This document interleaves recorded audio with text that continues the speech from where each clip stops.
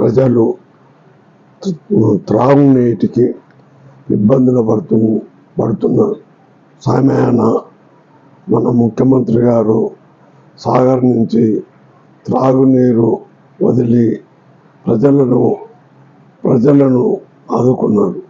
ఇటు సమయంలో త్రాగునీరు లేక చాలామంది పశువులు కానీ జంతువులు చాలా యొక్క జీవాలు కానీ ఇబ్బందులు పడే సమయంలో ముఖ్యమంత్రి గారు త్రాగునీరు సాగర్ నుంచి ఇడిపించి చాలా పుణ్యం కట్టుకున్నారు.